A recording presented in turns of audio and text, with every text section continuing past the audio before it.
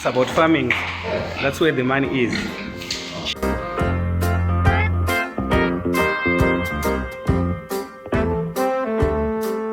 Hello guys, my name is Gerald Msara, a small-scale pig producer based in Seke. If you are joining us for the first time, you are not going to regret your time because we are running a series of videos or lectures on how to start up a piggery farm.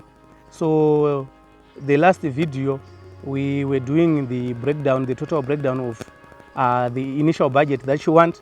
So now that we are done with the budget, today's video is going to focus on farm siting and structural placement. Basically, what you are saying is, before you decide where to put your piggery farm, there are some things or factors you have to consider so that you don't run unplanned or you don't incur unplanned costs along the way because of wrong location or because of wrong siting. So there are some factors you need to consider which will affect you later when it comes to the location of the farm. So though Yataisa is also under farm siting, the first thing, like I said, is location. You need to consider or to look at some basic services. How far is it from the vet offices? Because you'll be working hand in hand with these vet officers, so the distance has to be reasonable. How far is it from the police station? You know, in any community, especially business communities, you need to be very close or to be in reasonable proximity to a police station. The same applies even to a piggery unit, because sometimes we need police clearance.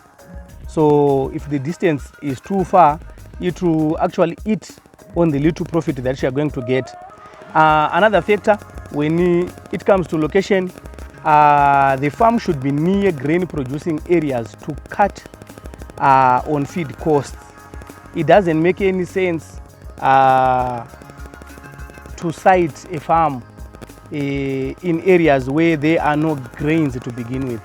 It will be too costly for you. So in order to minimize that, try at least in the beginning to look for a place. If you want to rent or if you want to buy that piece of land, at least it has to be some reasonable proximity to grain producing areas. Then another key thing is accessibility. How is the road network? Is the water available? For me personally, maybe it explains why we decided to shoot this video. Water is key, you know.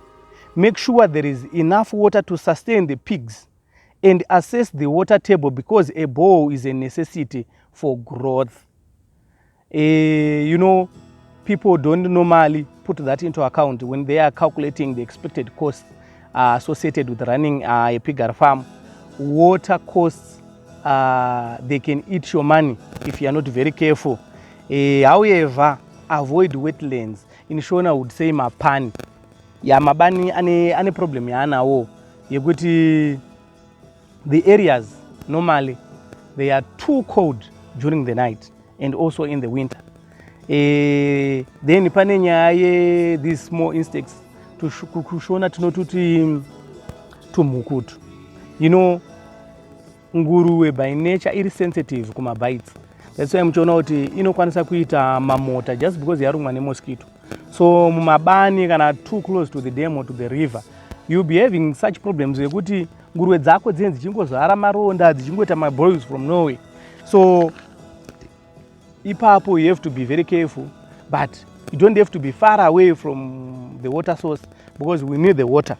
So pama factors, I think basically iyayo atataura nezvawo yekuti how far is it from the basic services like vet offices and police station.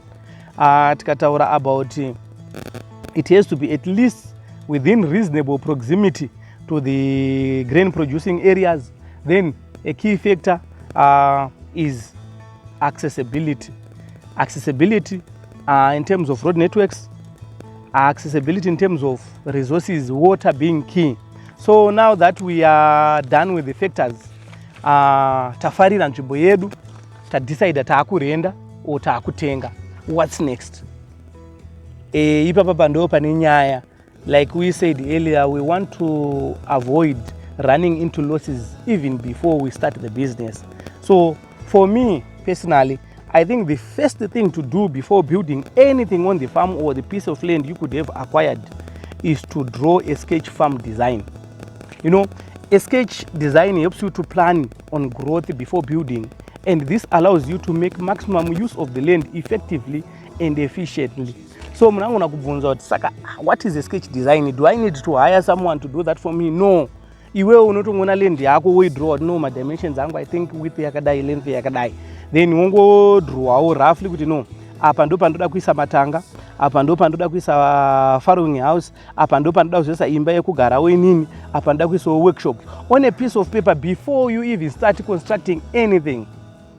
So ipapo panda kubatwa guys, because unozochitiwa mu business wozo not know dry soil yako ida kuwedzero, but you wangoka waka farrow house pakati peyard kana kuti wozochidecide kuti let me move my septic tank because they are too close kuma pens, but you unongo waka septic tank ri pakati peyard. So the idea is to maximize on that small piece of land. In terms of capacity, don't worry, like we said earlier, reports various reports from reputable institutions like PIB, they say 100 sow units can be accommodated or can be efficiently housed on an acre piece of land. Saka 1 acre inokwanisa kukutakura at least 100 sow units. So you shouldn't be worried about the size of the land. What you should be worried about is how you are going to place your structures, how you are going to work in harmony with the community, because hauzodi kuita ma problems. Then another thing chananda to tikanganwe, pardon me on that, is you need to consider the kind of settlement in an area that you could have decided kuti no that a project yangu pana settlement area inokubatsira. If it's possible, if you can approach, kana uri kuitira mareserve, approach the headman, approach the village leaders, wongoonesana nawo data project yakadai usatenge muri kunyangirana. Then kana wadaro, they can actually give you a piece of land yekuti inenge iri kuzasi kwedzimba zvekuti mhepo in terms of wind direction, iwewe kana mhepo yakuraswa ukaita production yakati kurei, mhepo haisi kuzorasirwa mudzimba dzevanhu. So ipapo ndopekuti guys, you are not an island, you have to work with others and you have to work with them in harmony. So tichiri ipapo pa planning phase yatataura kuti isusu draw a sketch farm design, waconsider zvawaconsider iwewe. I would love to go on to say plan to work with pigs that you can only manage to feed and sell. Ipapo ndo pane nyaya, because ndo zvichadetermine the number of pens that you are going to build on the site. It also determines the kind of infrastructure that you are going to put on the piece of land. So planning ndo pakutotangira kuti no in the long run, given kuti inini ndiri location yakaita seino, I can only grow this far. You can't plan to have growth yekuchengeta 2000 masows mumareserve. It doesn't make any sense. Anditika unozokumidza wakuita run into loggerheads even nema authorities chaiwo, and wakunzi chimuva kuma resettlement area kana kuti chimuva kuma plaza or chimuva elsewhere. So location chaiyo yaurida kuitira inodetermine foot even the number of sow you are going to keep. So ipapo I think panenge pa clear tafarira land and tikufamba tesa. I hope so. Tafarira land ma factors ta consider taita sketch design. So what's next? For me, I would say structural design and layout planning is next. In piggery, there are basically 3 structures that are required or a necessity at the farm. Number 1, I would say production structures. Do patrikuisa farrowing house, do patrikuisa ma breeding houses, do patrikuisa even the dry sow, do patrikuisa ma soakaways edu nema septic tanks edu, do patriku include all things like ma washing rooms ekumatanga. These are production structures. Then in number 2, in terms of the 3 basic structures that we need at the farm, tine yatinoti operations structures. These are your storerooms, these are your feed mixing and preparation room. This also includes the slaughterhouse and the milling area. Then The final basic structures at the farm relates to staffing structures. Ndo pari kuenda main house. Kana kuri kuti iwo uri kuzombopota uchinogara ipapo. Ndo pari kuenda staff quarters. Ndo pane washing and changing room and the workshop. So land itaanayo taita sketch design yedu. We have to consider these three structures, and there is a relationship between these three, and it has to allow the flow of work. Kuti isaremere vanhu. It doesn't make any sense kuti iwe unesa matanga ako kana uri munhu ane piece of land ngatiti yakata 400 hectares wobva waisa komboni yako yevashandi iwewe 1.5 kilometers away from the pens. It doesn't make any sense. So you have to build with that in mind. Saka ipapo I think pa clear, but generally a farm design should consider this before structural placement and construction. Saka tiri kufamba stage by stage and it. So taane idea kuti ma structures atiri kuda i3. Tikuda production structures, tikuda ma operations structures, then tikuda ma staffing structures. Now takuenda pa this stage yekuvaka ma structures. But satasvika ipapo there is what we call structure siting. There are some factors that you have to consider per stage iyoyi. You need to assess the wind direction first. Sezvatambotaura paya kuti matanga haaende kumusoro kwemhepo. Kana mhepo ichifamba ne certain direction, even matanga anofanira kuenda kuzasi kuitira kuti isusu tisadeedze nhunzi pamusha dzinounza zvirwere, tisavhiringane nevamwe vatete tichishanda nawo, kunyange vatete tichigarisana nawo mucommunity. So I got to find out that in Zimbabwe, pens should be built facing the east-west direction to avoid exposing the sun, to avoid exposing the pigs to direct sun. So what we are trying to do here is we are trying to minimize my heat bands. We are trying to minimize heat stress. So in shona turungoti sumatanga ako iwewe haafaniri kuti at one time of the day zuva riri kurova rakati bam matanga zvekuti nguruve dzinenza kusvika dzohwanda pai because zuva riri kupinda direct. So iwewe mawakiro anofanira kuita matanga ako anofanira kuteedza direction yemafambiro ezuva. Zuva richibuda harisi kurova mumatanga direct, riri kurovera pawall. Then pariri kukwira zuva harisi kupinda futi matanga, kunyange pari kunonyura harisi kupinda matanga direct.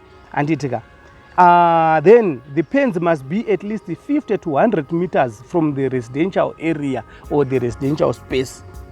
Apa tikutaura zvemunhu aita planning yekuti they want to go big. Then pane nyaya yenhunzi iyoya kuti no, nhunzi hadzifanira kungoti ichibuda mumatanga evhu yatomhara muplate yesadza. There has to be a distance inoshandika nayo. Then the farrowing house must be closer to the staff quarters. Why? Nguruve ine vana inoda attention. Because the farrowing house, for those who are hearing the term farrowing house for the first time, this is the area where we house the pregnant pigs, those that are lactating and those that are waiting to be weaned.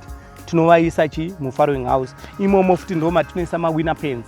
So by that fact alone, the farrowing house has got what we call how can I put it, fragile animals, and these animals they need constant attention. Kana muri mufarrowing house imomo mwana anogona kugarirwa namai wake either by mistake or by what, anditika saka akachema mwana munhu anonzwa kuti no umu mune mwana achema. What we are doing here hatisati vaka anything, but tiri consider that on the ground kuti hatisazopinda malosses aya, because you're sure farrowing yedu ikaenda kure nedzimba ndopa munomuka makuseni mimi uchiona makacrashwa at least 30 to 40 vana and hapana zvatenge taakuita. Then another factor also to consider is to build the dry sow close to the offloading or the loading bay. Ipapo panozoita basa zvokuti I remember one farm visit yatakamboita, takasvika pane basa vanhu vachidzinganisana nenguruve because padzaibuda mumatanga pambane distance yasvika kuma 100 meters kuzosvika kwadzainolodwa. Saka excitement futi yenguruve kuti yabuda panze and stuff. If I tell you, you won't believe me. Nguruve edzo dzakazopedza kulodwa after 3 hours and people suffered. Vashandi chaiche vanika kurwa nefatigue. So kana muri mubusiness rekuti imimi maakuenda kumarket every week, vashandi they will hate that because vanika kuziva no, every week panapa tine 3 hours of running saka hazvizobude zvakanaka. Then another key thing to consider also on structure siting, a well should be dug uphill and the septic tank or the soakaway downhill. Mukawaka mimi mgodhi wenyu kuzasi kwemusha kana muchiteedza gradient yepamba, hapana zvamune maita kana maisa matanga kumusoro, nekuti septic tank nesoakaway mvura dzese dzatageza matanga dziri kunonyura pasi ndo dzatakuzonomwa kuzasi. And mukatonoita mawater test enyu unozoona kuti mvura yamuri kunwa imimi iri contaminated and inogona kunge itori nekangawe makainenge inako. So zviri wise kuti kumusoro kwemusha ndo kotowaka kotowaka dzimba dzedu nemugodhi tovatachera ikoko, then kuzasi tobva taisa matanga neseptic tank redu ikoko. So now that we are done with the structure siting, taakuziva zvekuita papiece of land yataanayo anditika.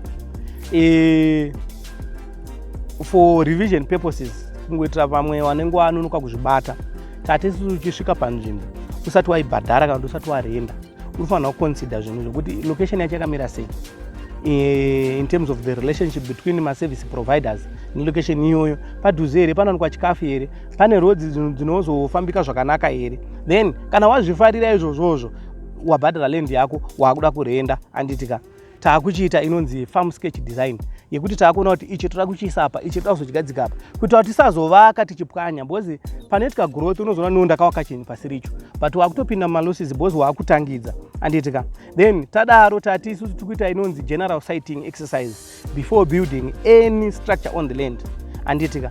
Pasame thing ipapo ndo pataisa futi structural planning and layout, yekuti isusu tiri kutotaura kuti no ichi chiri kushanda apa, ichi kuenda apa, ndo patataura the relationship between the pens kana kuti the production structures and the staffing structures, kuti matanga ane nguruve dzinochengeta ana amai netuvana at least akauyewo padhuze pekuti anything panoitwa any sound you can hear, or it's easy kutomanage kana matanga ari padhuze. So now that tabata planning iyoyo yekuti how do we go about it, I think we are now ready to build our pens. So the next video taakupinda mumatanga now. Mumatanga ndo patauda kuona kuti iwewe yatati dry saw uri kuiwaka sei, bhoo rinogara matanga mangani after the waiting sows. Waiting sows ndo atinenge takamirira pamukono, saka zvinoda kutoplanwa kuitira kuti baba wamana ungonzwikwa achinhuhwa womudanga anditika. Saka pane mawakira tozoita matanga acho, then tozoona kuti isusu alright padziri kubva kufarrowing house uku dziri kufamba distance yakaita sei kuti dzidzokere kudry saw kana kuti dzidzokere kumawaiting rooms. Ipapo ndo patiri kuda kupinda pa next video. So I hope guys you learned something new today, and let's all continue supporting each other as we'll be working on the next video. So basically for today, this is it. Thank you guys for your time. Cheers.